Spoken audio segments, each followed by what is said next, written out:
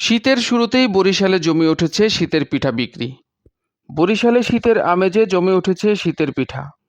মৃদু শীত আর কনকনে ঠান্ডা বাতাসের মাঝে ভাসমান ভ্যান গাড়িতে করে এই পিঠা বিক্রি করছেন নিম্ন আয়ের মানুষরা। শীতের শুরু থেকে ভাপা পিঠা বিক্রি শুরু হলেও শীতের প্রকোপ বাড়ার কারণে এর চাহিদা বেড়েছে দ্বিগুণ হারে।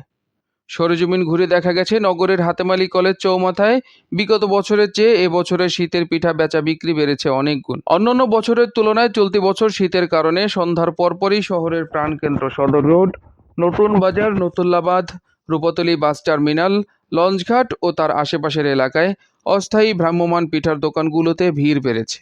বাঙালিয়ানা ঐতিহ্যের সাথে নবান্ন ও শীতকাল ওতপ্রোতভাবে জড়িত, যদিও বর্তমানে শীতকালে সেই পিঠা ও পায়েসের আমেজ দিন দিন হারিয়ে যাচ্ছে। তবে ভাপা পিঠা ছাড়া শীতকাল কল্পনা করা অসম্ভব। বাড়িতে শীতকালে পিঠা তৈরির ধুম কমলেও ব্যবসায়িকভাবে বেড়েছে এর উৎপাদন। মৌসুমি বিক্রেতার পাশাপাশি নারীরাও এই পেশায় যুক্ত হয়েছেন। পিঠা ব্যবসায়ী হানিফ ও তার সহযোগী সবুর প্রতি পিস ভাপা পিঠা বিক্রি করেন 15 টাকা করে। দিনে 300 থেকে 400 ভাপা পিঠা বিক্রি করেন তারা, এবং মুনাফা থাকে 800 থেকে 1000 টাকা পর্যন্ত। এছাড়াও চৌমাথা বাজারের সামনে নারী পিঠা বিক্রেতা হাজেরা বেগম বলেন, চিতই পিঠা, পাটিসাপটা পিঠা প্রতিদিন বিকাল 5টা থেকে রাত 11টা পর্যন্ত বিক্রি করেন তিনি।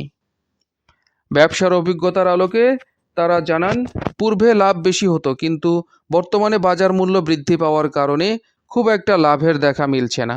তবুও শীতকালীন এই ব্যবসা চালিয়ে যেতে হচ্ছে।